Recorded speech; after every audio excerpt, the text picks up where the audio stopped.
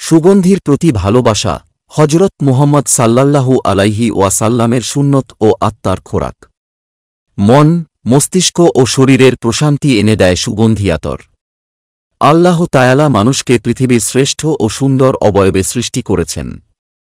পবিত্র কোরআনে বলা হয়েছে, নিশ্চয় আমি মানুষকে সৃষ্টি করেছি শ্রেষ্ঠতম আকৃতিতে।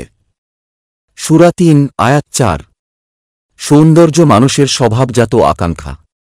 বাহ্যিক সৌন্দর্যের চেয়ে উন্নত রুচিবোধ ও ব্যক্তিত্বই মানুষকে আলাদা করে তোলে। এই রুচির পরিচয় প্রকাশ পায় সুগন্ধির ব্যবহারে।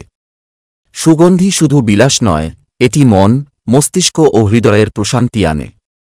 ইসলামে এর ব্যবহারকে হযরত মুহাম্মদ সাল্লাল্লাহু আলাইহি ওয়াসাল্লামের একটি পছন্দনীয় সুন্নত বলা হয়েছে।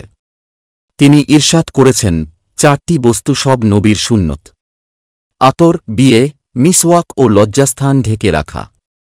আরেক হাদিসে বলেন, দুনিয়া থেকে আমার কাছে ৩টি জিনিস প্রিয়: নারী, সুগন্ধি এবং নামাজ, যা আমার চক্ষু শীতল করে। হযরত মুহাম্মদ সাল্লাল্লাহু আলাইহি ওয়াসাল্লাম নিয়মিত আতর ব্যবহার করতেন এবং অন্যদেরও উপহার দিতেন।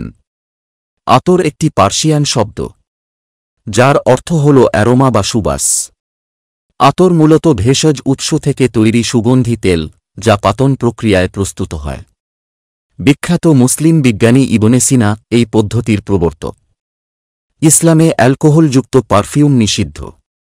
হালাল আতরই ইসলামীভাবে অনুমোদিত ও পবিত্র।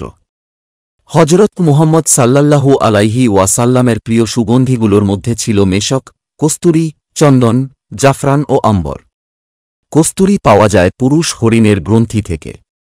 জাফরান তৈরি হয় ফুল থেকে।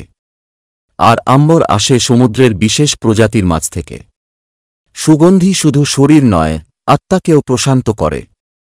হযরত মুহাম্মদ সাল্লাল্লাহু আলাইহি ওয়াসাল্লামের এই প্রিয় সুন্নত পালন মানুষকে যেমন সতেজ রাখে, তেমনি আত্মিকভাবেও পবিত্র পরিশুদ্ধ করে তোলে।